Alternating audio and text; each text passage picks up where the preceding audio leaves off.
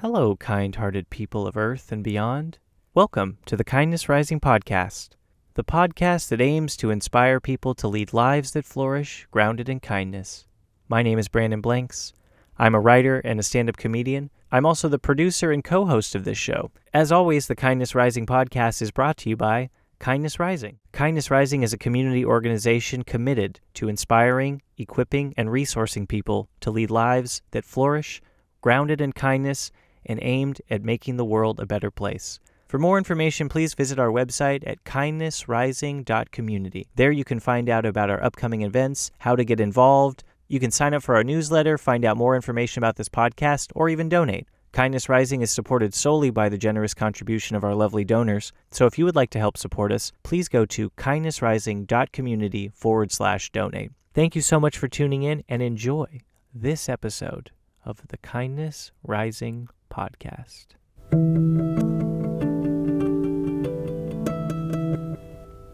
All right. Welcome to the Kindness Rising podcast. This is Keith Page. I'm here with my best buddy, Brandon Blanks. How you guys doing? Wow. Should we even talk about the effort put forth? That we just had to spend, we just had to exercise several layers of hell to get this recording going. Yeah. Yeah. And as I adjust the audio right now, we'll do some fine last minute hold for technical difficulties. Do. You know, the old sorry, atomic bombs are dropping. All right. It's a comedy podcast at the end of the day. It is. At the end of the day. At the end of the day. Learn to laugh well. At the beginning of the day, it's certainly not funny. So nothing is funny. We are so glad you're here to join us on this podcast, and we have a great show for you. We have Sohail. Let me get it right. Shakeri. You got it. Shakeri? Yes. Say it for us. Sohail Shakeri. Shakeri. I love that. Kitty. And speaking of International Kindness Day, that's where Brandon and I met Sohail. He was sitting. Well, we'll let you, in a minute. We'll let you tell how. Let's start there. How did, from your vantage point, we could say how we met you, but we were up on stage just trying to do a show called International Kindness Day live at Moon Goat Coffee. And what was your experience there that led us all to meeting? Yeah, definitely. So thank you both for having me. It's an honor to be here with you both. We're stoked to have you. We really are. Thank you. So I was going to Moon Goat, and I was there working on my second book, and I love going to Moon Goat. So it's been my favorite coffee shop here in OC for a while, for like many years. And so I was like, you know what? I live close by. I've got some time. I want to work on my book. No better place. Moon Goat, love the vibe. Let's do it. And so I walk in and I see they've got an event going on. And I'm like, okay, cool. This is one of the things I enjoy about this place. They do cool events. And so, and then, I run into Keith and say hello. And then I sit down, grab my coffee, and working on my book. And all of a sudden, I see you guys on this panel and talking about kindness. And I'm like, oh, wow, that's cool. I like that novel. Nice idea. Beautiful. I love kindness. And then I think, Keith, you say something along the lines of, well, you might just be here on your own and had no idea that we're going to be here, but maybe there's something calling you to be here. And by the way, that's my old evangelical, the spirit was moving, and so with every head bowed and eye closed, Sohail. Love it. Go on. Yeah. No, Still awesome. Still works in a secular context. Right. It was beautiful. Yeah. I was like, oh boy, what's going on here? Because I was just feeling that intuition saying okay, pay a little bit more attention. So then I was listening more and more. And then I just felt this connection with you guys as you were talking. And then Brandon, you were talking about leading the open mic night at Moon Goat. And I'm like, oh my goodness, I've been meaning to go up and participate in open mic night for the longest time. And Brandon, you were talking about hosting it. And it's like, yeah, you guys should do this or, come out. And I was just like, oh my gosh, I have to do this. And it just felt such a connection with you both. And then afterwards, just, talking and chit-chatting, it just with the guests that you had and the things that they were doing. I loved the vibe, and so I just felt a connection with you guys. I'm like, just introduced myself, and then we had coffee or something. Did you get one of the free cookies? Those were pretty. They went pretty. No, quick. they went. I quick. tried. I I got one. I snuck one and got to eat it at the end of the night. But nice. It was nice. good. They went really. It was great. Yeah, but yeah, big hits. I got a free coffee, which was great, and it was just wonderful being there and then connecting with you, and then from there, we met and hung out and together and just really vibed. I mean, I was just like, oh my gosh, I have more in common with you guys than I could have imagined. And so just the whole experience was very intuitive and synchronistic for me. So, and that's something I really value. I feel like that's an important way that spirit speaks to us, is through synchronicities and through that heart feeling. And so when I felt that, I was like, okay, I need to really honor this. And it just felt like something really valuable could come out of connecting with you both. And so it was amazing, and then when we sat down together, I just felt such a warm bond with you both, more than I could have imagined.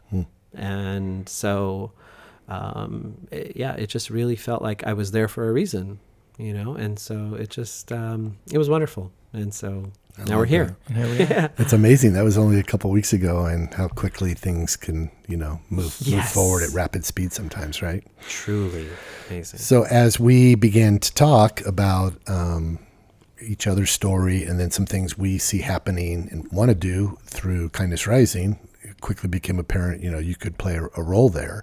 And we can talk about that maybe towards the end. But part of that came from as we began to hear your story, and and there were a number of things that you have experiences in that I found fascinating, and it was very different from my upbringing, and that's what even made it more beautiful, because we have such, in some ways, different backgrounds, and yet here we all are kind of holding hands singing Kumbaya, so to speak, right? Yeah. And so you mentioned have written a couple books, and we're going to talk about some of the maybe things you'll be teaching or sharing some group stuff on. But give us some of your background in education, and start out even as a kid, like your faith, religious background, where your family came from, sure. all that good stuff. Okay? Yeah, definitely. Yeah. So I'll start with where my family came from. So I was born in the States, born in New Jersey to Iranian immigrant parents. And, my parents, initially they thought they were going to move back to Iran with me when I was really young, after the revolution. But then after the revolution, once the mullahs consolidated power, and, they saw that things were going in a direction that wasn't what, they and many people who fought for the revolution were hoping for, they decided to stay in the States. And so then migrated further west, grew up in Southern California, Orange County. And so grew up Iranian American here. Been to Iran a number of times. And it's interesting that we're talking about this today, the day that U.S. and Iran played each other in soccer. Fascinating, right? Yeah. And I remember seeing like a billboard in L.A. a few days ago, like USA and Iran. I'm just like, it just really struck a deep chord. It was like, oh my gosh, that's me, Mm-hmm. Yeah. And so it was like, to me, it was like, even though it said like versus, but to me it was like USA and Iran, and it was this big circle to me. It's like, I could so connect with that. Good sides. Definitely. Both parts of that. Yeah. 100%. That's cool. Yeah. So then, I was a good student growing up, good grades, and grew up in a secular Muslim family, and so had some Muslim rituals that I was familiar with, but it was like a cultural influence. It was something that my family respected growing up, but it wasn't like they weren't gung ho about the rituals or anything like that, and especially with what transpired in Iran after the revolution. And I have a lot of friends who are Jewish. They're kind of like that. It's like they still celebrate like Hanukkah and stuff, but they're not like at synagogue every week type. Right. They're not, I would say, religiously Jewish, but they're culturally Jewish. Got it. Yeah. So similar with my household and Islam.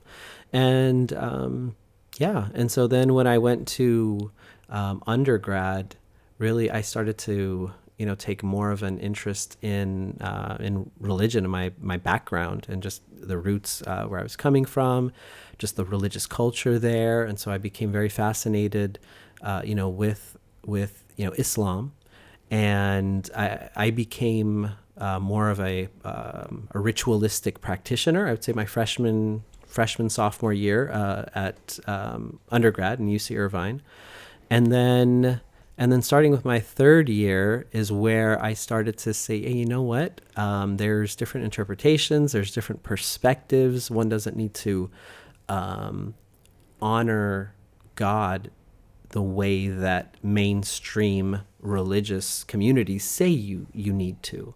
And so I was starting to see things differently. It's like, oh, there's different interpretations of Islam in particular at the time.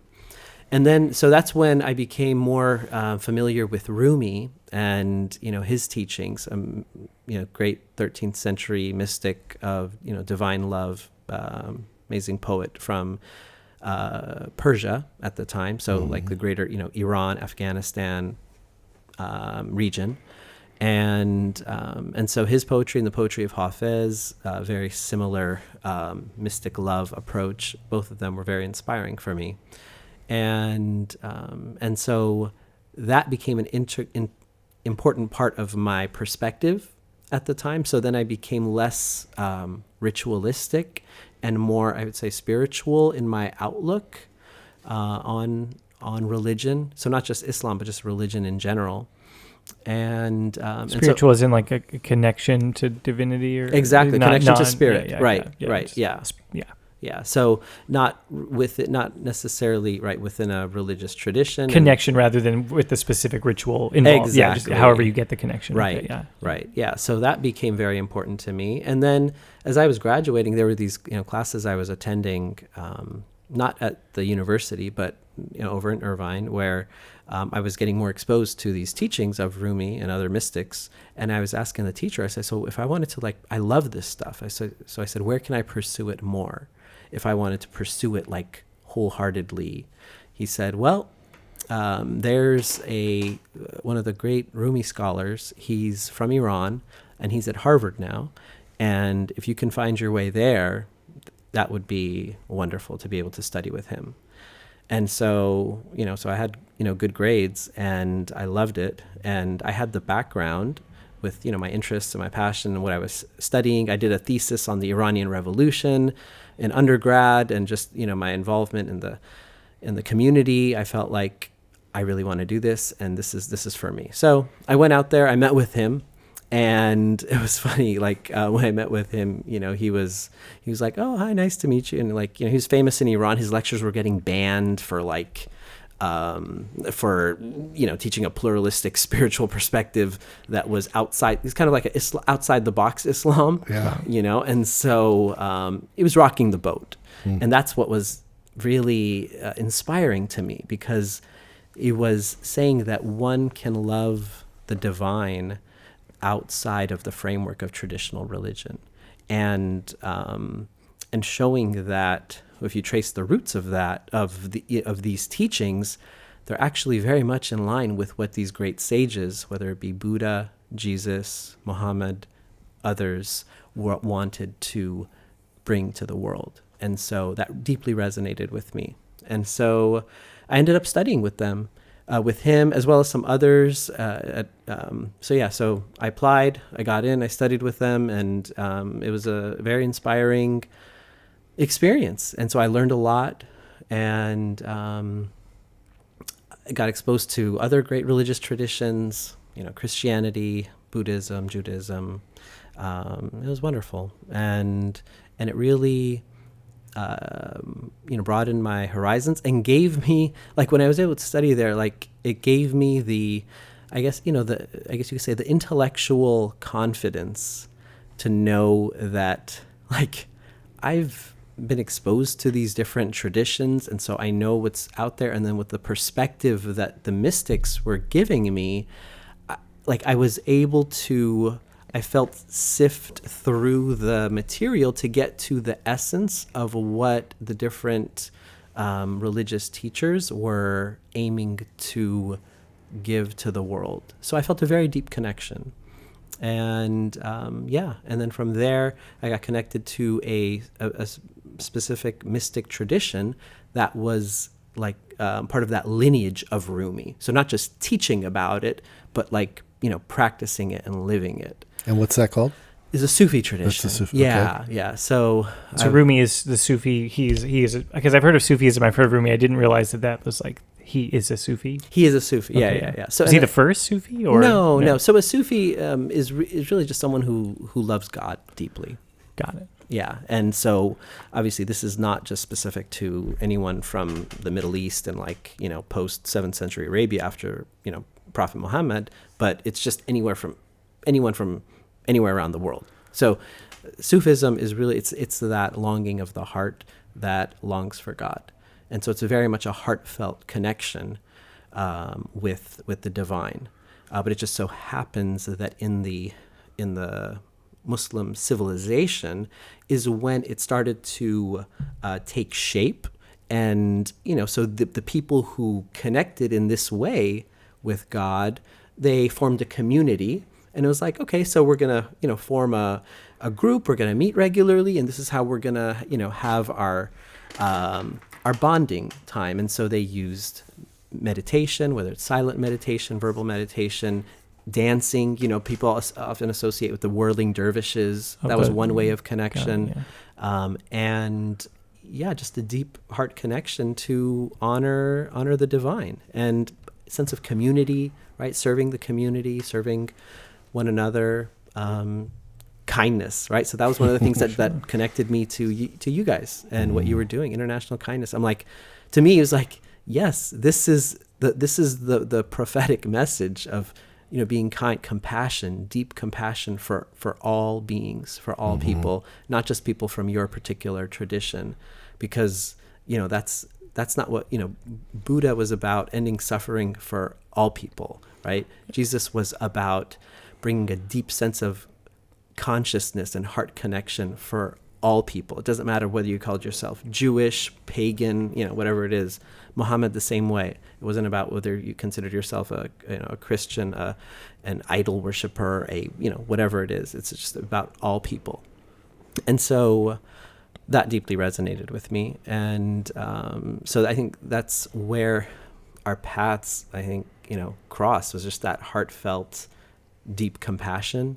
And so, my journey brought me from that, in that tradition, in that, that heart connection. It really made me resonate with the work that you guys have been doing. And you live in Orange County. Yeah. You, Harvard for a couple of years. Yep. What do you come out of Harvard with? Is it a master's in Rumi studies? Divinity. Okay. Yeah, In theology. Div. Yep. In theology. Yeah. With like an emphasis on Rumi kind of? Yeah. It was an emphasis on Islam in the West. Got it. And so within that, it was, it was mysticism, it was theology, philosophy, and, Christian civilization, Islamic civilization, and just a lot of, I would say, extracurricular activities associated with, Rumi, mysticism. Like I was hosting lectures about Rumi for the, for professors, students, community members, and just putting here, it on. You mean? Out no, here? over back at there. back at Nice. Harvard, yeah. Okay. And so it was just a wonderful experience and an opportunity to really learn, Rumi in the original Persian, and bring out, I feel, more of the essence of what he was talking about for the world and for the English speaking world. And so I feel like his message is very deep, profound, and progressive, and it just resonates with people's hearts. It doesn't matter whether you call yourself a Muslim, a Christian, a Buddhist, an atheist, an agnostic. Sometimes you just hear what he says and it just strikes a chord. And it's like, that's it. It doesn't matter what you call yourself, like that's this approach, this heartfelt connection. It's just about, does it resonate deeply in your heart? Does it strike a connection with you? Does it call you to honor something deep within yourself? and if you feel that, then it doesn't matter what you call yourself. You're honoring that precious, divine calling within. So it seems like Rumi is coming onto the scene.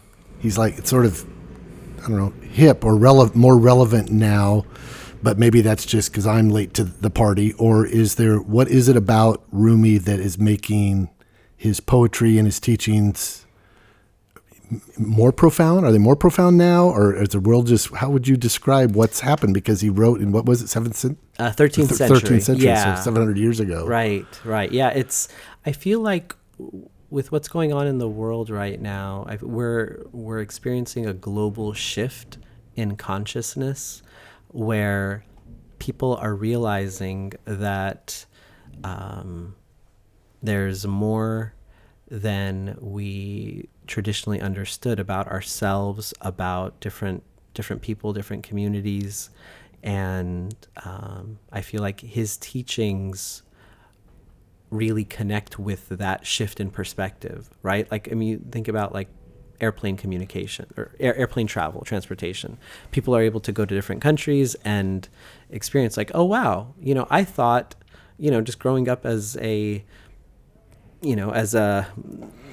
Muslim in Iran or Iraq or Saudi Arabia, like that's all that there was, for example. And now I get to travel to, China, for example, and see people who are, living and honoring their heritage, their wisdom in a different way, through whether it's a Buddhist tradition or, a Christian tradition, and through their rituals and their ceremonies. And it's like, this is different than mine, but it's beautiful and it's touching in its own way.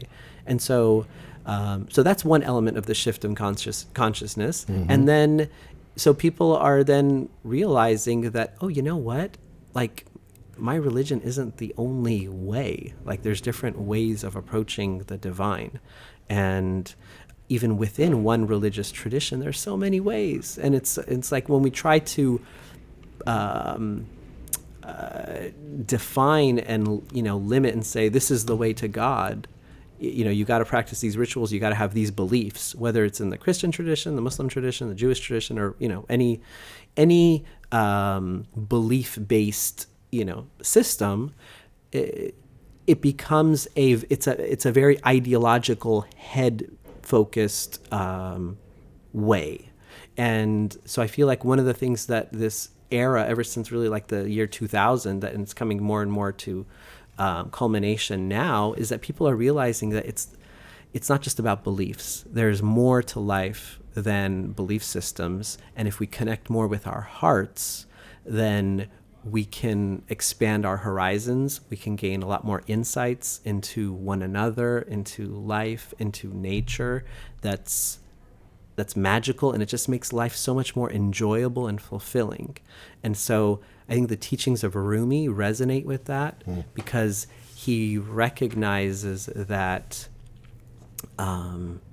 that what's important in connecting to spirit is connecting deep within our hearts, and honoring people where they're at, and knowing that we're all divine beings.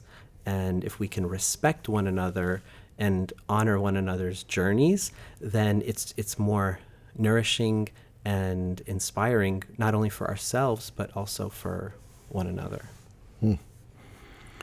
As you were talking about his teachings, just now, I was thinking about the Psalms from the Bible, and David. And having been a pastor and growing up in the church, we know some about David's life. And we know that, he was a musician. We know he was a shepherd boy. We know he was a murderer. He had someone's husband killed. He was an adulterer. He fought a giant, right? All these stories. Is there a lot that they know about Rumi's life? Yeah. And what can you tell us? What would be some highlights of this guy's life? Where do you go to high school? Yeah. He has a very inspiring life story. Yeah. So Rumi was a prominent, he grew up in a very prestigious academic and influential religious family. And so he also followed in that tradition, and he became he was a famous theology professor in Persia, and very well known. And he was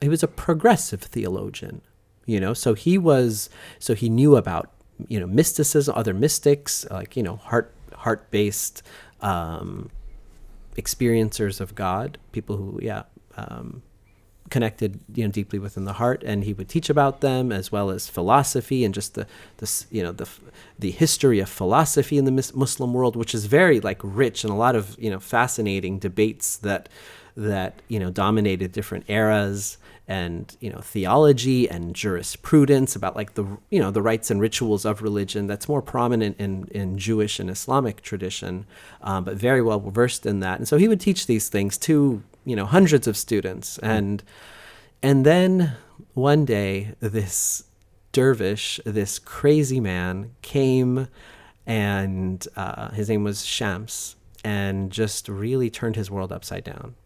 And so he knew that Rumi was this famous professor, and this guy Shams, he was looking for people that he felt have the potential to connect deeply to this heart wisdom that I've been talking about, this deep inner wisdom of the heart.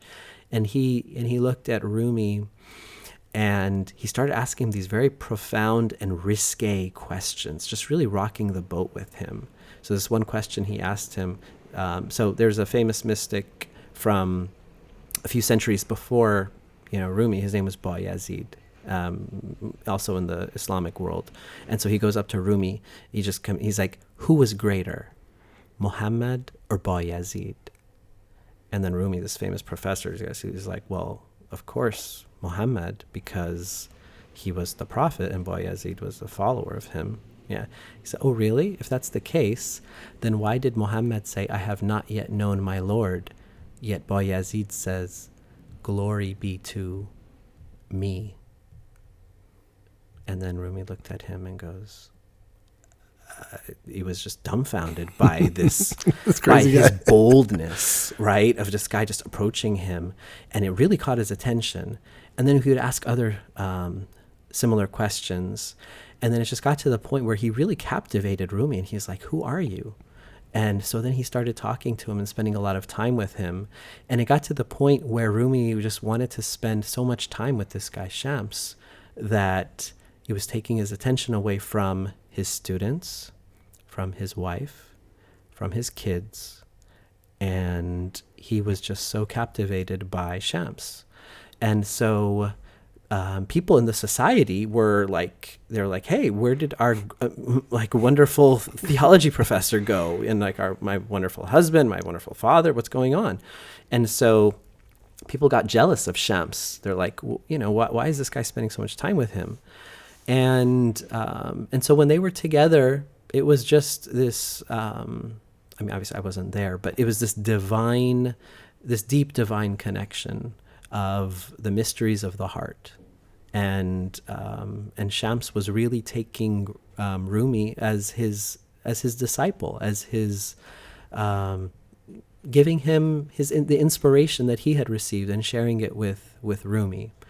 And he would come into the city. I think it was Baghdad where he was teaching at the time, in that region, where he would just stop for a few months at a time and spend hours and hours and hours with Rumi, and they would just love being together. There's some discussion these days about whether they were, gay lovers or as you're describing it, that's the story. That's where my head was going. Was maybe they're just this deep, passionate. Yeah, right. And I would say it's possible. Right. It's possible. It may have just been a platonic connection, but it may have been not. But some believe David and Jonathan in the Old Testament. This David I'm talking about and Jonathan had this deep relationship that people now, hindsight, right, are curious about. So anyways, So it quite it quite possibly could have been, or it could not have been. What was definitely clear, though, was that Shams inspired Rumi tremendously. And, he just loved being around him. And so... Was he older, Shams? I think he was a little older. More of like a mystic monk type character? Or was he sort of like known in the community, or... He wasn't as known, no. I think you said he was kind of this crazy guy. He was a crazy guy. He's just wandering mystic type. Yes, yeah. And so Shams was looking for... So Shams was like the guy behind the scenes who sees people that he feels have potential to really spread this divine wisdom. And Shams is like the guy behind the scenes who shares the wisdom, and then he's like, you go out and give the message to the people. Okay. And so while Shams was alive, there was this, Rumi was this professor who was just like leaving his job, leaving his family, spending all this time. And so he was this, very respected, more of a traditional Muslim, person. And all of a sudden he's like ditching his family, he's ditching his students. Everyone's like, what in the world is going on with this guy? And so then the jealousy got so bad that, that Shams was eventually killed. And it's not clear exactly who it was. There's speculation that probably it was Rumi's son, but it's speculation, So, but what was clear is that a lot of people were jealous of him, and so then when he was killed, Rumi was heartbroken. He was deeply heartbroken, and he had this deep longing in his heart for Shams, and through that longing, after all of that sharing of wisdom, then this flowering of teachings came about. Wow. Where he would just recite. So like he would say, so his first words of that became his like magnum opus called the Mathnawi, which is which means, or in Persian, Masnavi, which is the rhymed couplet. And so it's basically called the Masnavi because it's like the rhymed couplet, because a rhymed couplet is just people writing and poetry with like the last word of the frame rhyming, but this is like, so it's just called the rhymed couplet. It's a 6-volume compendium of deep esoteric teachings in rhymed couplet, going through just religious wisdom and deeming a different perspective on it to really shed a deeper mystical light on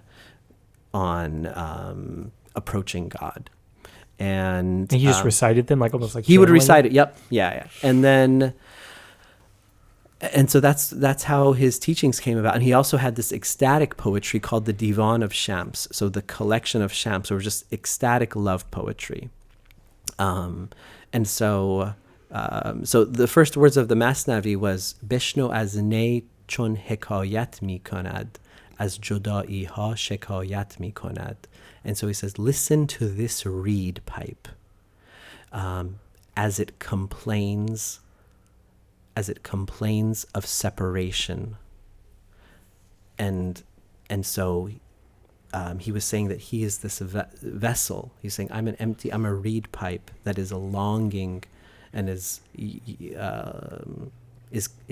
complaining of separation, is longing for that union with the divine. And so he was always longing for Shams, but then he also realized that his Shams was his vehicle, was his vessel to then connect deeply to God within himself. Wow. So that's amazing. That's incredible stuff right there. It's just and it's so inspiring, like for myself and for pretty much any Persian speaker. It's I'm very blessed to have known his poetry and the wisdom. It's just What else? How in detail, or how much did Rumi write? Oh gosh, so the Masnavi was 25,000 lines, and then the Divan of Shams, the collection of Shams, which is the ecstatic love poetry, was 35,000 verses. And then he also had like a couple other books that, he wrote as well. So when we're seeing kind of quotes from Rumi about this or that, it's from probably from one of those two. One of the two, primary. yeah, Got right. it. Okay. Yeah. And, yeah. Did he continue to be a professor after he was, or was he a poet after? So he kind of was a professor, then he kind of became a mystic poet, and then did he live as a poet for most of the rest of his life? Yeah, or? yeah. Then He hit coffee shops. Yeah, I was going to say. Right. Did some poetry throwdown. Yeah. And won some awards. Right, yeah. yeah, Def Jam. yeah. I'm not sure if he taught again after that. But he had small circles. So he, as far as like the formal university teaching, I don't think he did that anymore. I think it was just more the circle of small community of people who really appreciated his newfound deeper wisdom and who just wanted to sit and listen. And so he would just go into those states of feeling that longing, and then these verses would come, and so there are people there just writing it down and then saving it for future generations. So I have this image, at least I make it up in my head, but he went from the classroom and the educational and the informational, and then he has this breakthrough, right? This Yep. real radical thing that also had obviously pain, right? Yes. And heartbreak, 100%, and 100%. whatever that love and that deep heart pulling is, that takes us places that the best poetry is often through, right, our own highs and lows. Yes, Right. 100%. But then it's like he leaves the classroom, and then he's got the small informal, almost like Jesus teaching, like Jesus leaves the synagogue and says 100%. and has these disciples, has Yep. followers. Yep. And even guys who leave, I know lots of guys who leave Christian ministry, they have pulpit ministry, and then they leave, and next thing you know, they're hanging out in living rooms and homes and retreats, and they're doing smaller stuff, and it's more informal, and we call that they're going from information to impartation. Wow. Where they're imparting this deeper experience of life and wisdom that's different from the classroom. Not that the classroom's bad, the classroom's Right. great for information, Right. but it's a different setting when you go and you live life to life with people in these smaller settings, that you get the Definitely. transformation and the impartation. So, Yep. wow. 100%. So yeah, it was a very deep heart connection with those who were looking for that. And you were saying like the deep longing or love. So, I mean, I know very little about the context of Islam. So is the connection you make is like to love God in like a romantic way, or because I would say in Yeah. Christianity, you're supposed to love God the way that like you love a parent. It's like a very filial love. Would you say, Keith? It's like Jesus is like your father, right? Like you're supposed to, right? It's like you're supposed to love him like a human, like you love other human beings in ways, right? Well, actually, the church is the bride of Christ. So Jesus, there's a whole different dynamic of Jesus is the bridegroom, and he's coming back for his bride. So we're the bride. We are the bride, the church. So we're supposed to love Jesus. So we're going to marry Jesus. Okay, wow. I mean, it's that love and devotion and oneness, and the bridegroom willing to come for his bride. God, like and the spotless bride, like he makes the bride spotless and clean and perfect and pure. And okay. So how did Rumi love God, or what was the you say with your heart, but does that mean like you said like a longing? So is there this disconnect that you're talking about?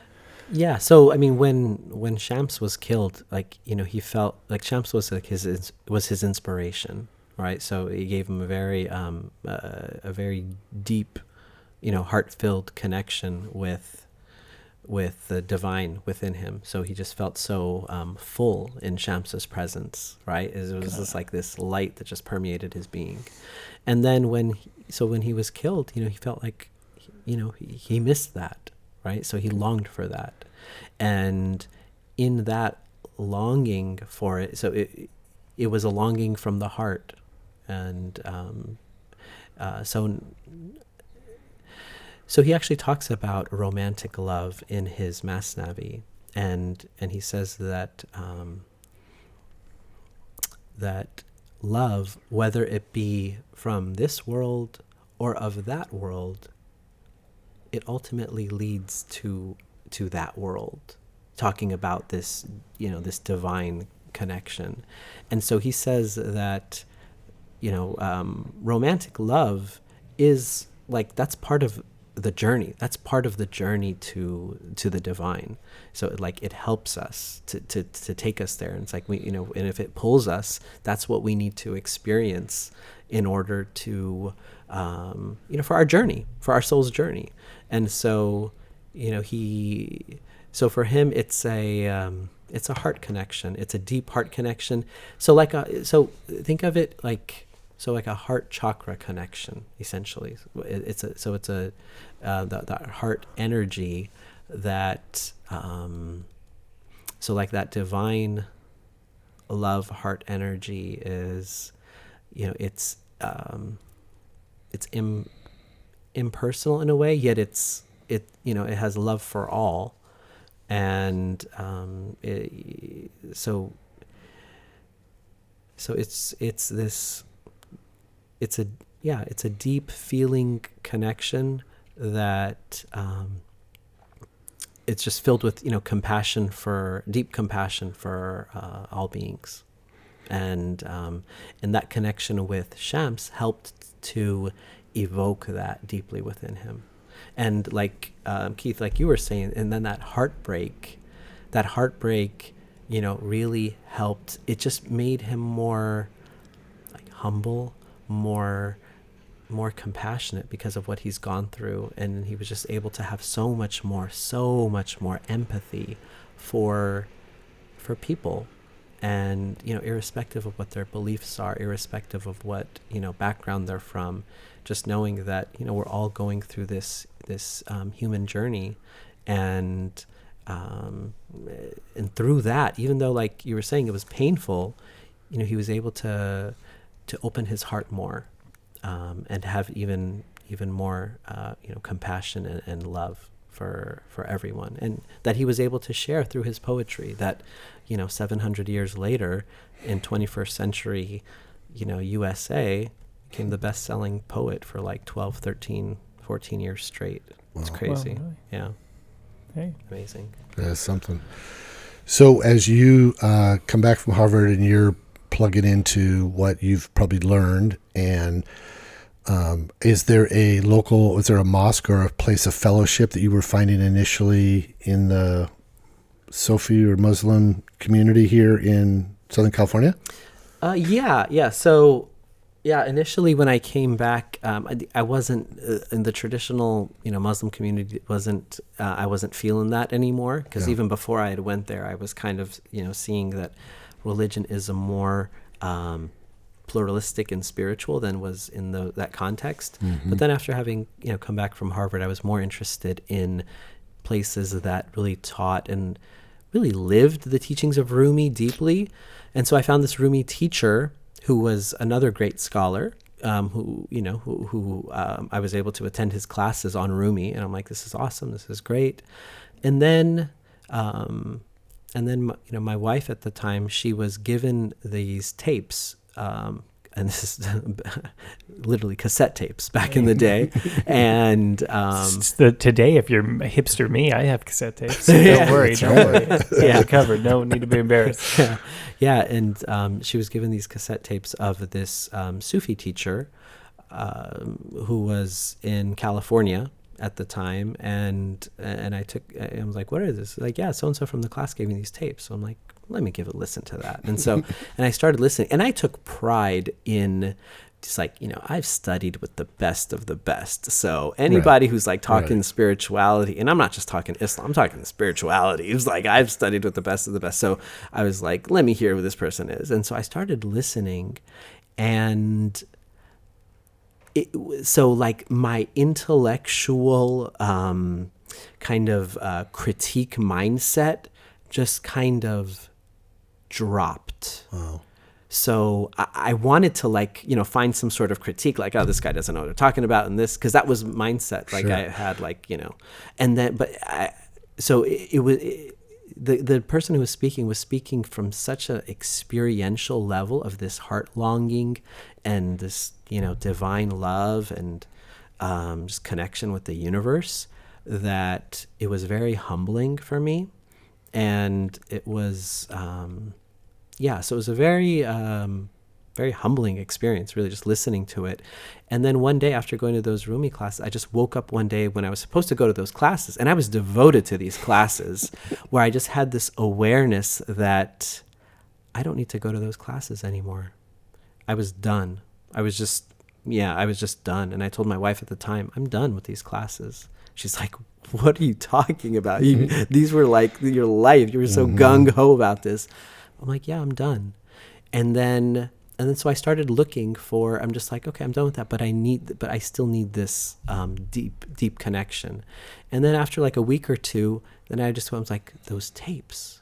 There was something about those tapes. And then I go look on those tapes, and I find that they have a center in Northern California, and they had a community here in Southern California. And at the time, so I was living in Orange County, and they're like, yes, we have a group in Los Angeles. I'm like, okay, Los Angeles, with traffic, maybe hour 15, hour 30 minutes. And then I find out the Los Angeles group is right here in Costa Mesa. What? Yeah.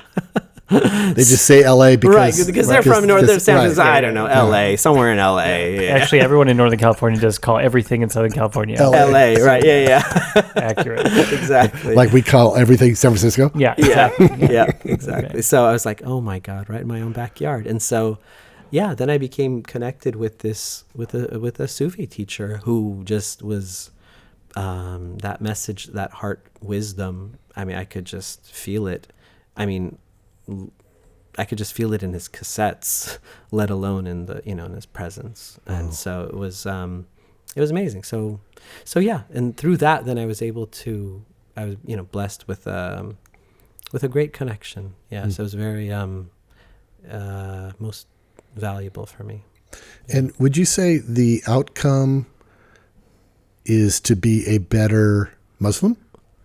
Is it to be a better human? Is it to be a better spiritual person? How do you define that? Better Jedi. Yeah. Or maybe how you thought about it then and how you think about it now. Maybe even two different ways. But sure. Yeah. I mean, for me, back then I would say it was to be just a better, to connect more to the essence of Islam is the way I would have looked at it back then. Yeah. But now.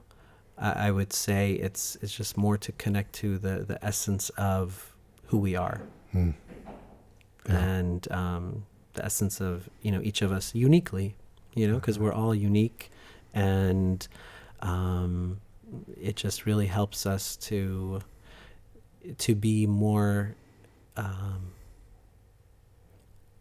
I want to say so authentic, yes, and also just connected to our unique, most precious essence. Yeah. Nice.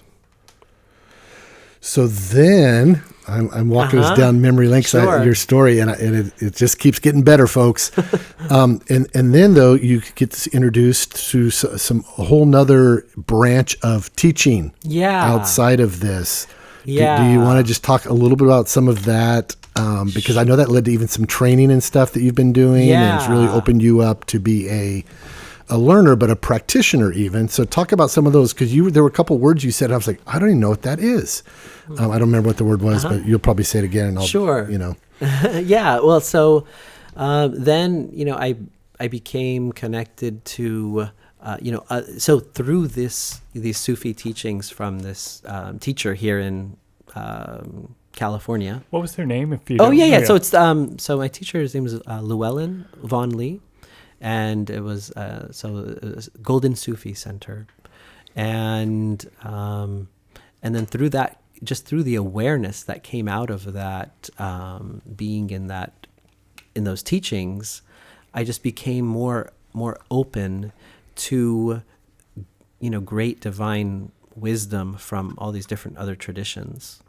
So I just had a much more deeper appreciation for, Hindu wisdom, for, Christian mystic wisdom, for Native American wisdom, for South American shamanism, and just, very deep appreciation for that. And so then, later in life, I think it was like a couple of years ago, I became exposed to a Native American teacher, as well as a teacher who was a yogi and very versed in Hindu mystical teachings. And so through them I was able to get more exposure to just connecting with the profound wisdom and guidance that came out of those respective traditions. Like for the Native American tradition, connecting to Mother Earth and to the wisdom of the animals and to the wisdom of plants, and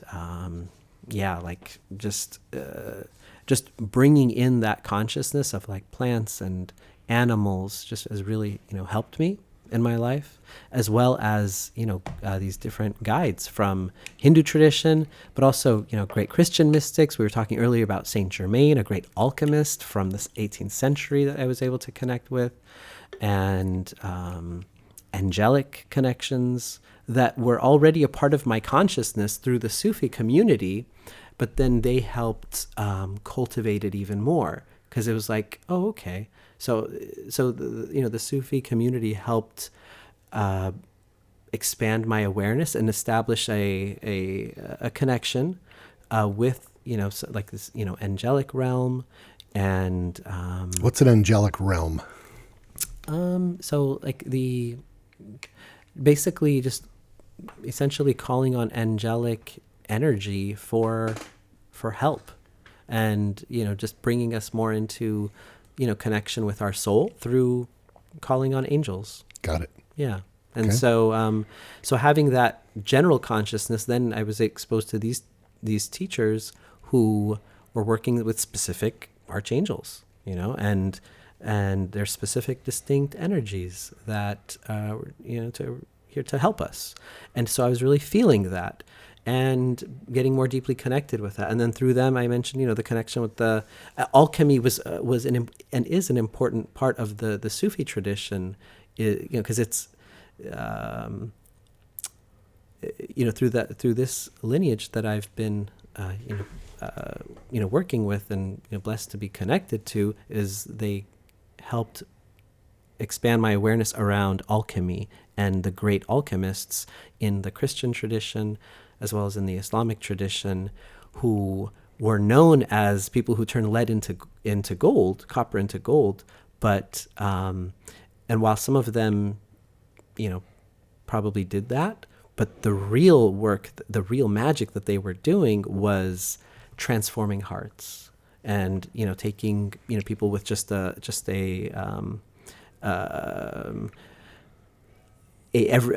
material level consciousness and expanding that into deeper levels of awareness and consciousness to connect with their own souls, and connecting with the soul of the planet, and just working with that energy, which became known as magic. So then through having that awareness, then being connected with the energy of Saint Germain, who that always struck a chord with me, and the community there. And I find out with Keith, we have a mutual connection through crazy. through that community. And then also, through there, a connection with another, a great shaman who has also, helped me deeply. And so it's been an amazing journey, and like you were saying, I was focused on one tradition before, and now I have this. I feel so blessed, and with such wonderful wisdom from so many different sources that it's just been great. And like you alluded to, I'm working to be a practitioner of working in these realms and helping people connect with their own souls more deeply, so that we can get beyond our traumas, our roadblocks, and and our addictions, so that we can, let our souls shine. And it's like I feel like we're all looking for that, and we're just looking for it in different ways, and we may not call it that, but ultimately we want to live the best life possible. And for me, these teachings have been incredibly valuable, and so I'm like, I'd love to help share some of that wisdom with people to hopefully help others as much as it's helped me. Yeah. Brandon, have you had much experience with many of these topics that I don't know. Yeah, Sohail's talking about? It's funny. Our friend Joseph, who he told me about the Saint Germain, which is So he just like played me some clip audiobooks, because it's a series of books that were channeled, correct? And so I've done some work with that, like energy work. I haven't really practiced with anyone specifically. Like I do some meditation, more Buddhist mysticism and that sort of thing, but. You were early on. You were a magician, so you did magic. Yeah, that's I was. I did do card tricks as a kid, and I mean, I do practice like a Western occult magic, but that's different, I think, than alchemy, in the sense that I'm not like, I don't do alchemy. I bought some books on alchemy, like making people make like those. It's like a little like a pellet made out of herbs, right, and things like that, and using like moon. Like I was tried some alchemy stuff when I lived in LA, but it was just kind of a little cracky. Never really got any good results with it. But I mean, I love the concept of alchemy and like this concept of elements and different, forces that interact. But a lot of mine is more of a Buddhist background, and I don't know anything. I've heard that Sufis sort of believe that human beings are lucky because they can capacitate. We're kind of the intersection between all of these forces, right? Whereas like the angelic beings, they're sort of unfree in the sense that they have to be good, right? They're angels, right? They can't be, that's just their vibe. Whereas demons, that's just their vibe. We're humans, we can kind of capacitate all of these things. And that's sort of what's so beautiful. And that's almost the challenge in the art form of being a human, is that we have to choose all these weird channels to throw through our body. And so that's all I really know about, Sufism. So, but yeah, so when you, the Saint Germain stuff, that's like do they have like a center near Mount Shasta? Am I imagining? No, you're not imagining. Yeah, that's them, right? So there's different Saint Germain, groups, but definitely near. So I haven't been to Mount Shasta myself, but I know a couple of different people who've gone, and they've said you've got to go to Mount Shasta. Oh, really? And so there is a Saint Germain community there. And road trip. There's lots of crazy stuff that goes on in Mount Shasta. Someone told me that there's like aliens that live in the center of the earth, have a portal. It's this very vortexy, woo-woo hotbed. And I don't know why. I've been there once for a trip in college. The university I went to, they do this big houseboats trip at Lake Shasta. Okay. Oh wow! So like there's different Saint Germain communities. So the one so I've connected both with the Violet Flame of Saint Germain community that I know that in Mount Shasta, the work of this group is honored there. And so that's definitely helped me significantly. And then more recently, another Saint Germain community where he's channeled for community, and and so like his message is brought for 21st century, that in order to really connect us to some of these energies that are now a part of our consciousness. Like we were talking about how Rumi's teachings have become so popular in the US. Well, it's like there's this like tectonic shift, this shifting going on here on the planet with the energies of the earth, and coinciding with the new age of Aquarius that we're entering at an astrological level, and and so this new consciousness is a part of it. And so Saint Germain's teachings, while they were very progressive, I may progressive is the wrong word, but like very deep and profound in 17th, 18th century, there's also, a community. Different people have channeled, Saint Germain, and I connect with, one of those communities here. So it's called, Crimson Circle, and their work of bringing, his teachings, to more and more people, here on planet Earth at this time. And so all these different communities have really, helped, inspire me, and the alchemical work of the Sufis and Saint Germain, and with, the healers I've been, working with, has flowed, through that, has been an important part of that. And so that's part of how I see myself now, is just connecting deeply to that realm of magic, if you will. And scientifically, I mean, the way that it's been taught to me by one of my teachers is that magic is really just bringing in energy from one realm into another, and because it's outside of the scope of our everyday consciousness, we call it magic. And but once we expand our awareness and expand our consciousness, and we say, oh, okay, so this is the material realm, this is the etheric realm, this is the emotional realm, this is the mental realm, this is the bodic realm, and it's like, oh, okay, so this is an energy that came from the etheric realm into the material realm, into the physical realm. And so when we see that, it's like, okay, yeah, that was amazing. Or some of these synchronicities, like with us meeting, it's like these energies just coming, oh, boom, all right, so this energy from the etheric realm, or from the bodic, soul level, is coming into the physical realm, and saying, I'm here. It's like, okay, I hear you. All right. And honoring that. And so, and that's a part of alchemy as well. So just using those energies then to transform our physical everyday life. Yeah. And that's where the transforming the lead into gold comes from. Got it. Taking like immaterial world and animating it with like spiritual. Yeah. Okay, I think we should talk about your book. Yeah. Sure. How Did We Get Here is the name of your book.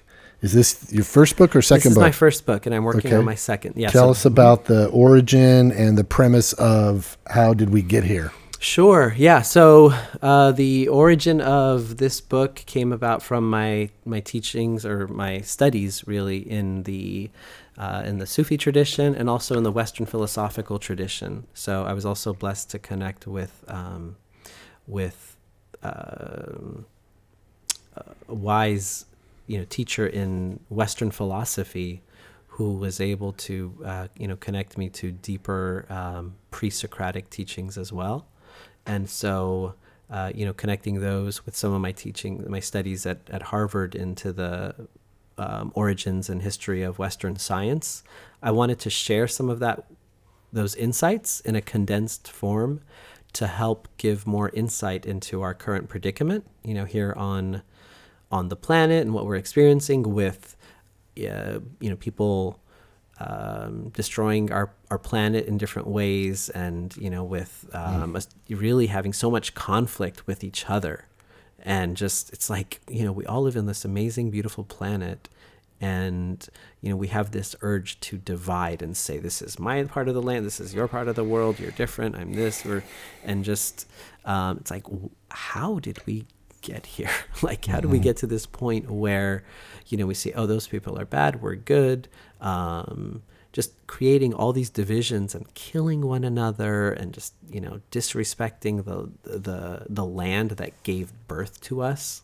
It's fascinating in a way. It's like, it's like, yeah, it's essentially like, going to our mother, who birthed us, and basically, saying like, you know what, I don't like you. I hate you. Or like, and really, like, I mean, it's one thing to say it like, emotionally and everything, but to actually be like living in a way where you just constantly, hurting the source of our own lives. To me, it's sad, and it's fascinating. And it's been a question of mine, both intellectually and then throughout all these years that I've been, talking about. So So I felt like I could share something that could help people because I've been through, a number of different, paths and asked a lot of questions around these things that I've noticed that, people have questions around, like how does religion play into this? And how do we use all these, great, all these divine teachings are supposed to be so wonderful. Why in the world are we killing one another over these things? Yeah. And it's just like, Great question. Yeah. So these are some of the things that I wanted to address in this book. And at the time is where, there were the COVID lockdowns and we were like stuck in our houses and, it was like some countries people were getting tickets for like leaving their houses. And it's like, how in the world do we get in this, lockdown situation? So that's how the book came about. And I just wanted to just write a little bit to, hopefully, broaden some perspectives and say, well, this is how I've been able to make some sense of where we've come from to better understand the origins so that we can then work to create transformation from the core, from the root, as opposed to trying to put Band-Aids on a situation.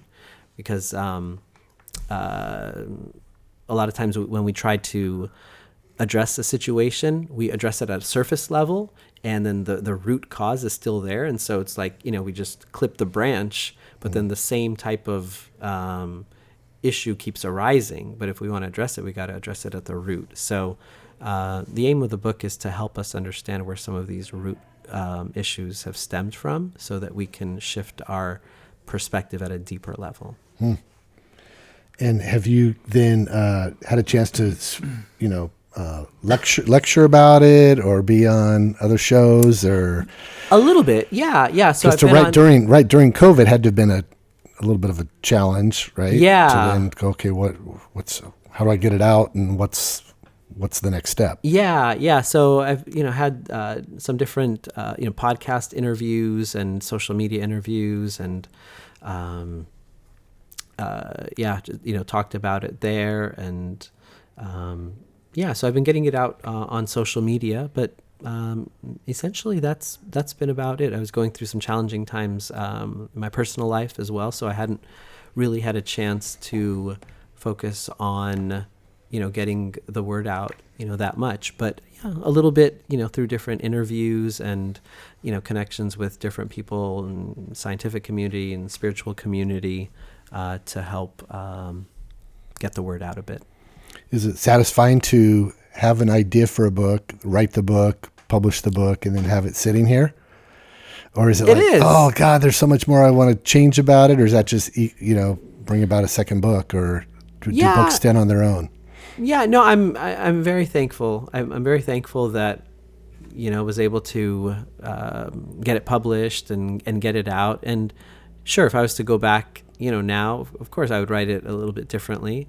But yeah, it's got a life of its own now, so I'm thankful it's a part of my journey, and and I feel like it has some insights there that can definitely help people. So it's definitely satisfying. And sure, yeah, I would also like to go back and say, oh, I would write it this way. Let me tweak this. Let me tweak that. But I try to keep that part under wraps. Yeah, that's good. Yeah. And, we aren't great.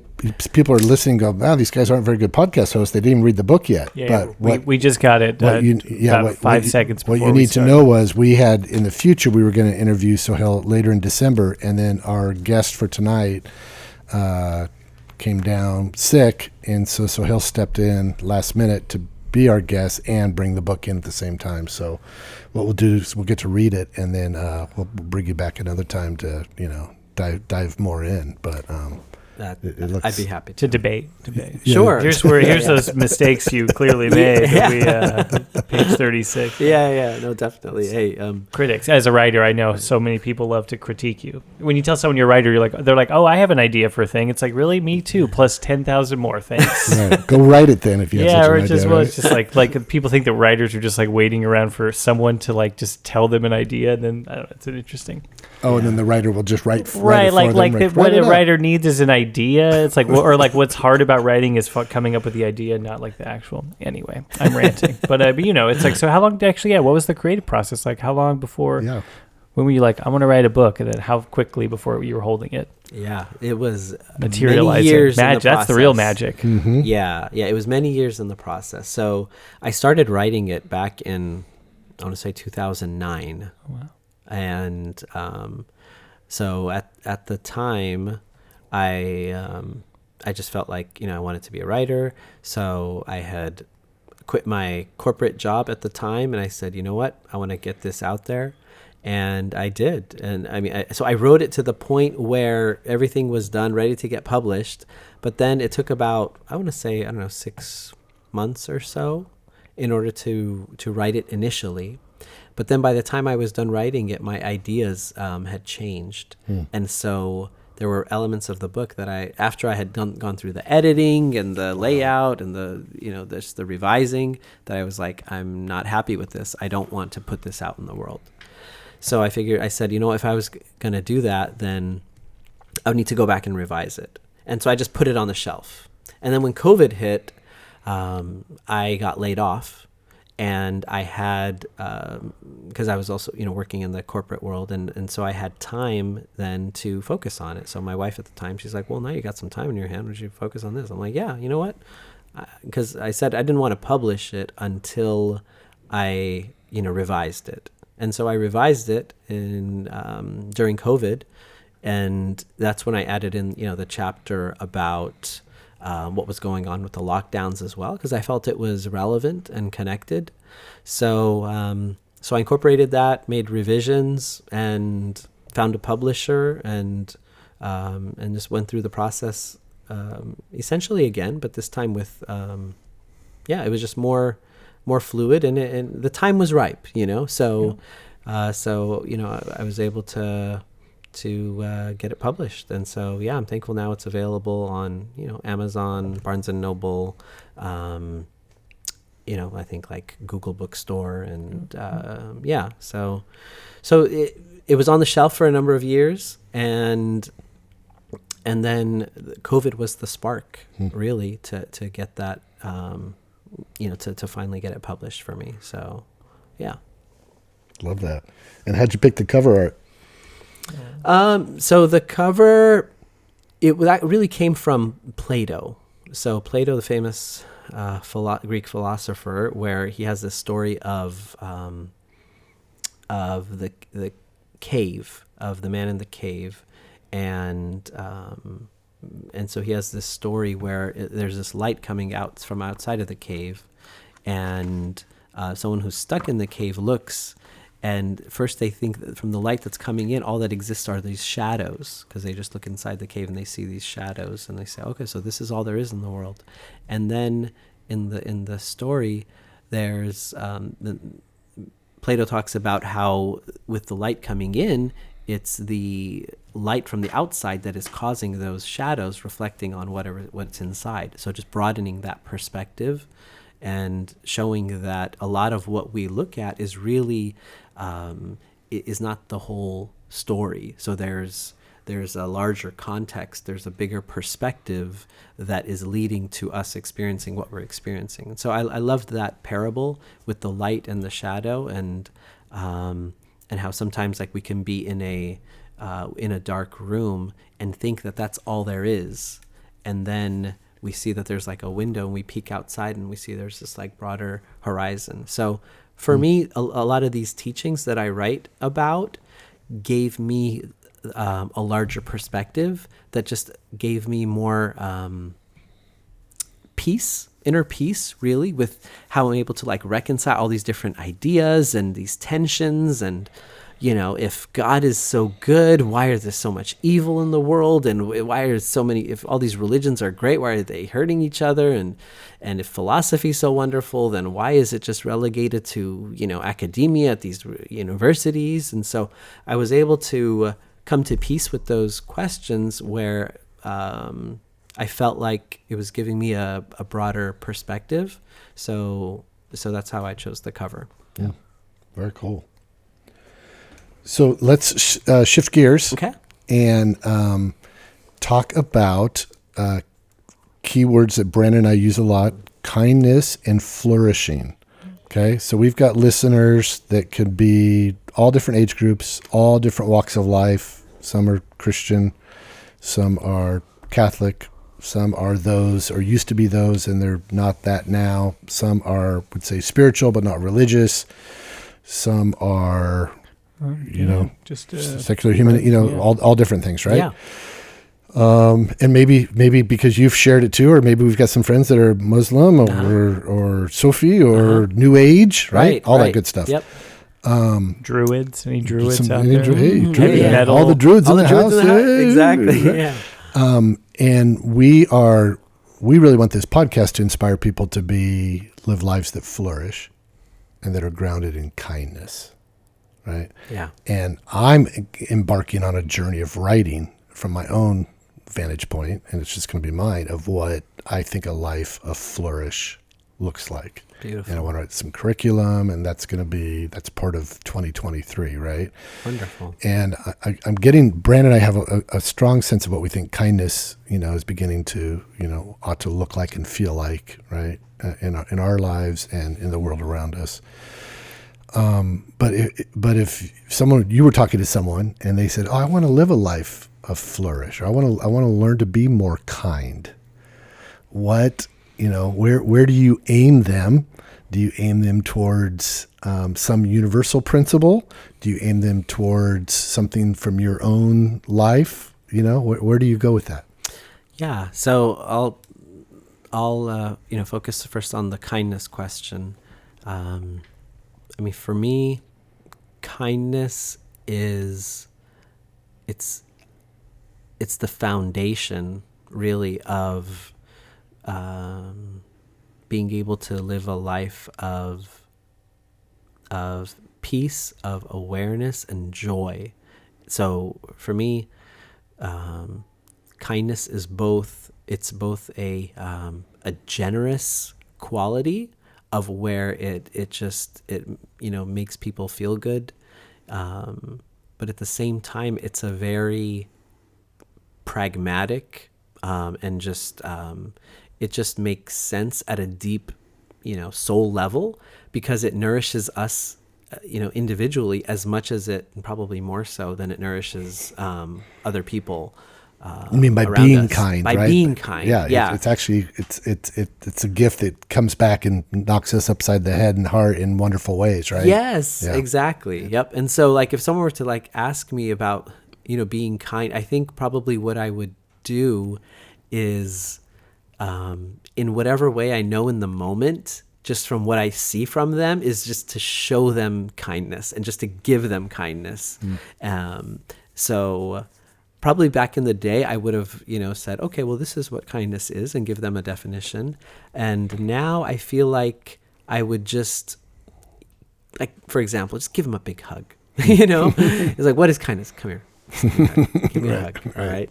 And just let them have that experience, just have that feeling. Because that's one of the things that speaks to me the most, is that the most powerful teacher is experience. And because that speaks so much to my journey. At first I was trying to, learn about, God through reading religious texts. And then it was about, trying to philosophize or ask intellectual questions, about God. And then it was about, well, let me see if I can, taste God. Let me see if I can experience God. And it's, and it's something as simple as, just connecting with, my heart, or connecting with someone else and just holding a space and having empathy for them and just letting them share something that's on their heart, and just having a genuine, real conversation, So yeah, I would just show them love and show them kindness as I know in the moment, really. So yeah. I like that. And then do you want to tackle flourish? Oh yeah. And then flourish. Yeah. So for me, I would say flourish is, so the word that comes to mind is abundance. And having One, a recognition that we're all blessed with amazing gifts in our lives in different ways. Some of them we may not see as gifts, and we may see as like roadblocks or obstacles. But, if we take like a broader perspective, kind of like step outside of the cave and just see the larger picture, we might say, oh, you know what? That thing that was like so difficult and challenging and frustrating, maybe that was a training for me. Maybe that was something to develop my capacity, so then I can then give more love, or be able to receive more love. Because if I hadn't gone through those experiences, I wouldn't be able to do that. Like with Rumi, if the love of his life, Shams, wasn't killed, he wouldn't have experienced that brokenheartedness. Because what's a broken heart? A broken heart is an open heart. Mm-hmm. And then his heart wouldn't have been opened to be able then to give so much of that love and really let that come forth as it did for all of us centuries later to be able to benefit from. So flourish and abundance to me is recognizing the blessings that we have, and then being appreciative of them, having gratitude for them, so at a deep level. And so what that means is, so one, recognizing them, okay, I do have these great things in my life, and then at a deeper level, leveraging those blessings that we have and being resourceful with them. Say, you know what, I've got these, great connection with two wonderful souls, with you gentlemen. And right. So just honoring that connection, and not just, putting it on the shelf and saying, oh yeah, they're great guys. And yeah, but that's one level of recognition. But I'd say flourish is recognizing the blessings that we have and appreciating it, and really, being resourceful with it, and just honoring it in our daily lives, because it's like these gifts of, like, for example, this, this water here, so it's great to have this water, but if I'm not drinking it, so it's right. Like I'm not really, letting it nourish me as it could. Yeah. So that's good. Yeah. It's almost like the information of, water in a bottle, but then you have to take it in. Right, exactly. For it to be really powerful inside of you, right? 100%. Information to transformation. Yep. On the bottle it says "at the source." On the bottle, we're talking about a bottle, and on the bottle it says "the source," which I thought was an interesting, funny coincidence, synchronicity, wouldn't you say? Yes. The source. Yes. Yeah. 100%. Definitely. Brandon, any other burning questions? Where is the place of anger? Because I'll be honest, I know a lot of woo-woo people that are, the term spiritual bypassing, I spent a lot of time, saying that everything happens for a reason and chasing coincidences, and, that, So how do we have a adult spiritual perspective? Yeah. And sometimes I feel like sometimes New Age stuff can be a little childish, and doesn't really acknowledge the tougher parts of just being a human. Totally. Yeah, and so that would be maybe. Have you experienced any of that stuff, or because I've chased some synchronicities that led me to very dangerous, bad places that didn't matter, and really probably would have rather. I think the spiritual path is very mixed, wouldn't you say? I mean, that's the point of it, is like, just like human lives, humans are varied. Have you ever experienced anything within like the spiritual realm that was like more, sinister, or maybe like these darker energies that people don't really like to talk about? Yeah, definitely. Yeah. So just let me give you guys an example. So when I mentioned I put my book on the shelf for many years, when I had first written it, I put in some teachings around, around using the energies of the inner world for material gain, as something that I found was like really valuable and really important for people to be able to do. And then like manifesting, like right, quotes. I'm putting right, quotes up, but prosperity gospel. Yeah, there you go. Yeah. And then by the time that I had, finished the writing of it at the time, I was really immersed in that world. So I was like really in the world. So in addition to the Sufism, then I also got into with the secret and manifesting, and I was really into it. I was like, this is great, this is cool, this is going to help basically facilitate what I really want. So that's the way I was looking at it. And then I got involved in this group, and through the group, one, I lost tens of thousands of dollars, and two, I almost lost my life. Really? So like I had signed up for a number of seminars of this, famous self-help guru at the time, who led a sweat lodge in Sedona that I was this close to going to. So I had purchased the whole package of the other seminars, and then when he was advertising this sexy one as a sweat lodge in Sedona for only $10,000, which seems reasonable, right? Yeah. Which, by the way, Native Americans are not allowed to charge for. Right. So, but he's figured, and they usually do it for like maybe 10, 15 people, but we'll throw 60 people in there. What the heck?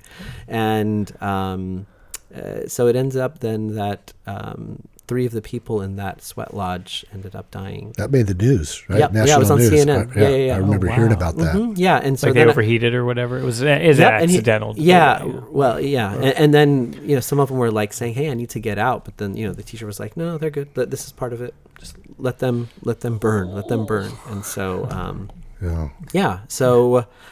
Dang, that was like an extreme kind of like in my face. And when I would see their pictures on like CNN, I was like, oh my God, Liz, peace for her soul. She was like helping me at the prior seminar. I was hugging her and like thanking her, and she was cheering me on. And another one of the people, it was, that's crazy. Yeah. So that was a big wake up call for me, that it was like, like I needed to experience that. It was very bitter, and I had part of me felt like this was a little too part of me felt like maybe I'm going a little too far with some of this stuff, or like but I needed to experience it. And so it was a bitter pill, but then I realized that there's a place for manifesting, but it's not to be used in the way that it was used by a lot of those teachers, not all of them, but a lot of those teachers at the time. And because it's a very precious energy, and that so if we honor that energy and approach it with a reverence, rather than saying this is what I want to make out of it, or and so it's like a shopping cart, right? Exactly. The next fancy car, or it's like, and being clear about, okay, what's our wants and needs, and just getting more awareness around those archetypal energies, that we can work with it in a respectful way. I mean, there are many shamans who do that, and but I learned that you can take these magical energies and corrupt them and use them for selfish purposes, so ego serving purposes. Sure. Whereas I was looking to connect at a soul level, and some people were using it to inflate the ego. And so that's something that I became more, it was a very clear sign for me, which I'm very thankful for, because I feel like a lot of times we don't get those very clear signs that if you keep doing this, like, you're gonna really F yourself up, but I'm very thankful that it became very clear pretty early on. Yeah, in the woods by the time you realized. Exactly. Yeah.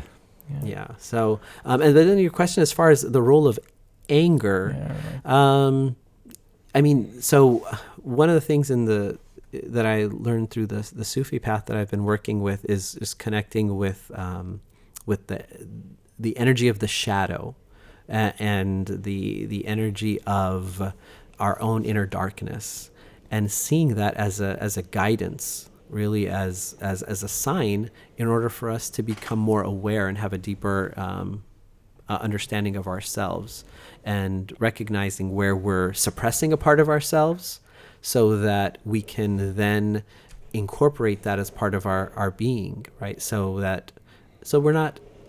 then we won't judge ourselves, right? Like, for example, then if we see, someone on TV, or, it's like, oh, so-and-so was, they're an alcoholic, and, they lost all their money. It's like, psh, ridiculous. Some people, they just, stupid or whatever. But then it's like, oh, wait a minute, there's a part of me that has this very addictive tendency, and that's the part of me that's that I get angry about, that I get frustrated about. So then if we can look at that and say, hey, you know what, this is a part of me, then we can have more compassion, both for ourselves and also then for other people. So I see anger as an opportunity, right? It's like a shadow coming up, saying that this is something that we need to look at, and and if we can look at it and not judge it, then it can transform, right? So it can then be a part of our journey to help us be more connected at a deep level to ourselves and to everyone else. Love that. Thanks.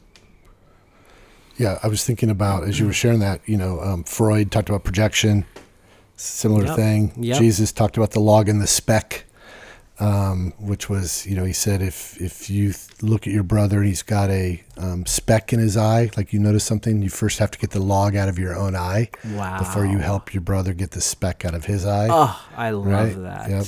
And then in recovery, they say, if you're hysterical, it's historical.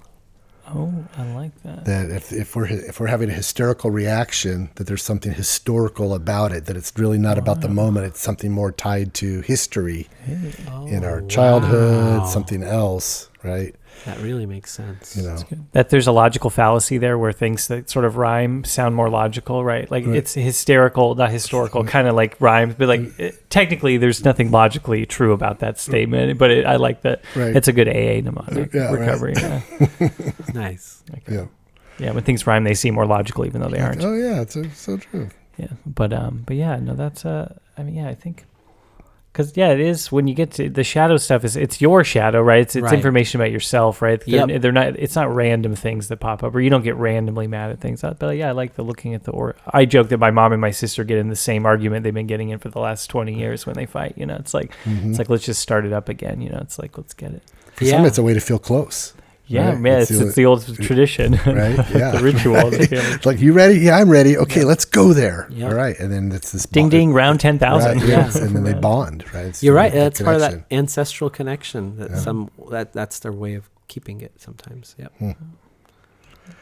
What have we not asked you that that we either could have asked you, or that you want to tell us about in some of these topics? Anything? Wow.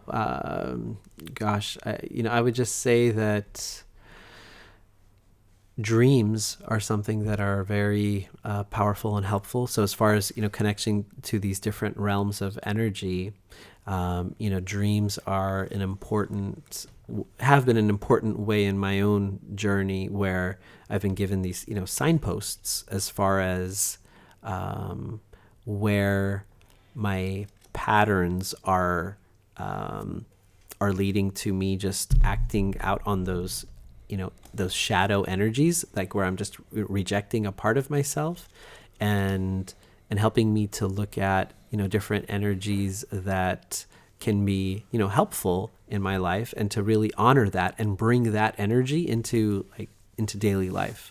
So dreams are one avenue where I can see magic happening, where if we honor our dreams and we say, oh, you know what? For example, I had a dream of this amazing chocolate cake that I just had, and it tasted so good in the dream. It was just so wonderful. Like, that's a really deep sense of joy or bliss that one experiences in that dream.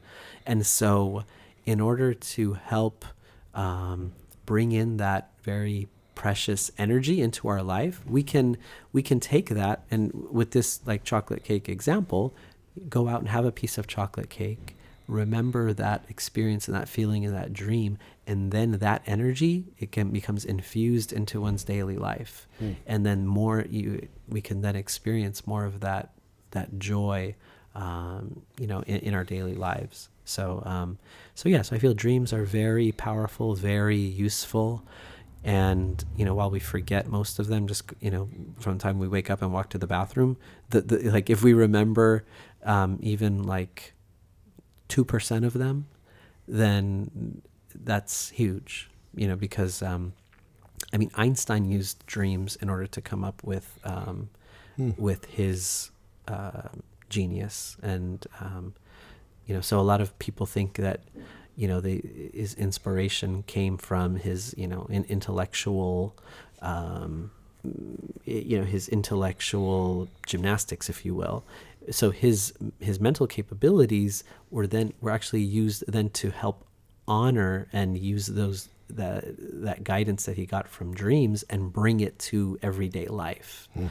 And so and I think dreams are also a healthy way that we can use that, that energy of manifestation. So this is like one type of manifestation I feel can like serve the soul, right? So where we just take that energy, something that we're given in the night, and it's like, oh my gosh, that was just it brings back that joyful memory of childhood. Or it's like you're running in the park, and it's like you loved baseball growing up, and you're in the park playing with your friends, and you got the wiffle ball and the bat, and it's like you just hit the ball, and it just felt so good. It's like you hit a home run playing with your friends and high-fiving them. And so it's like taking that energy and then going out and like, and then you see, oh my God, I just saw this wiffle ball in the store. Let me go get one at like, age, 50, 60, 70, whatever it is, and just like playing with it, and then just having that energy infuse, one's life. Like that's so valuable and precious. And it just brings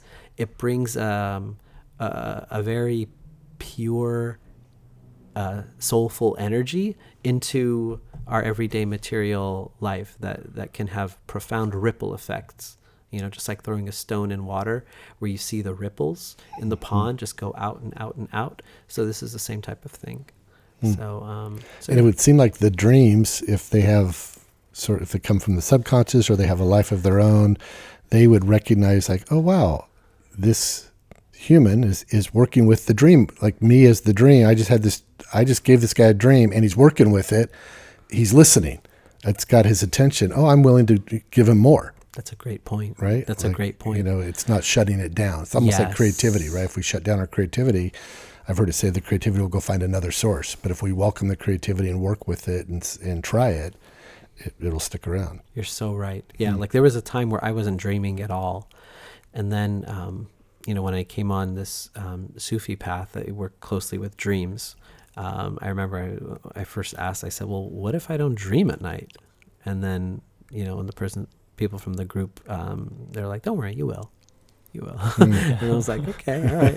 And then lo and behold, all of a sudden I started, remembering my dreams, and then I was like writing them down and talking about them, and then more would come, and it just became, wow. And it just becomes this, it's another world. It literally is another world. And when we can connect it to this world, that's magical, It'd be cool to have a dream discussion group sometime. Yeah, actually, that might be really 2023 might get that. Yeah.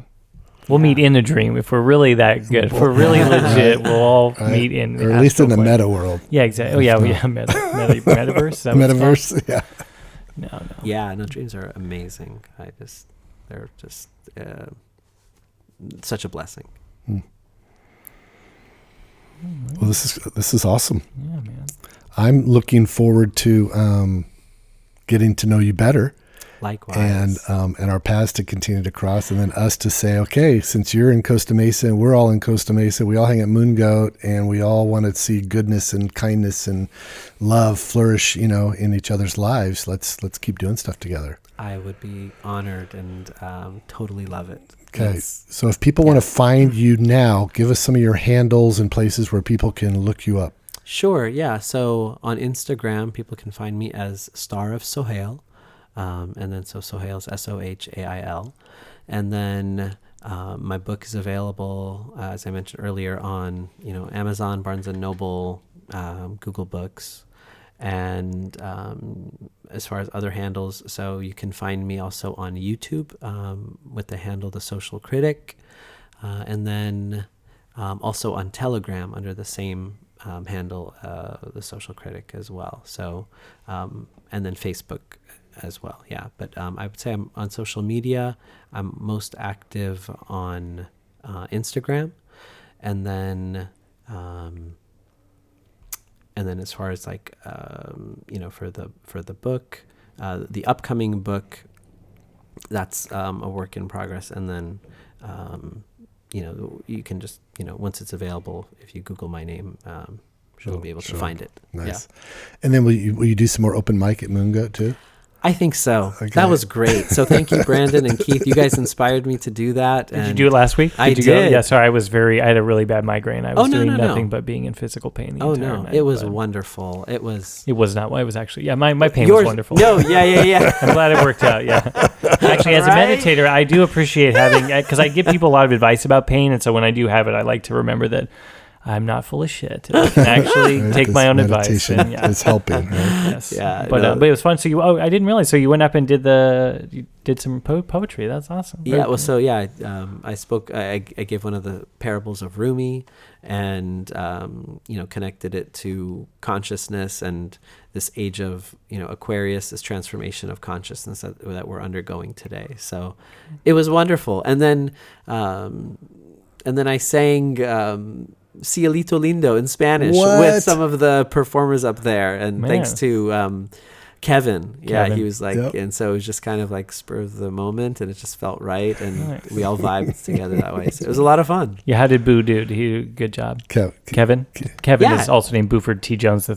He was great. He was a superstar name. Yeah. Oh, nice. Yeah, he was rapping. Yeah, he was a great host, and it was a lot of fun. The one and only, I call him. That's right. Fantastic. Well, I'm glad and I'll be there next Friday. So this coming up Friday. So we'll see you again. Very cool. Yeah, so it was wonderful. Thank you. All right. To be continued. Yeah. Thank you, Sohail. It was an honor and a pleasure. Thank you both. Yep. Brandon, always fun. All right. See you guys. Okay. All of our listeners, be kind. Peace. Bye.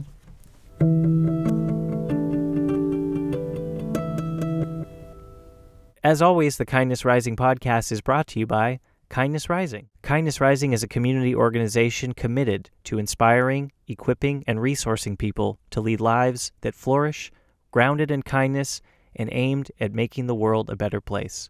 For more information, please visit our website at kindnessrising.community. There you can find out about our upcoming events, how to get involved. You can sign up for our newsletter, find out more information about this podcast, or even donate. Kindness Rising is supported solely by the generous contribution of our lovely donors. So if you would like to help support us, please go to kindnessrising.community/donate.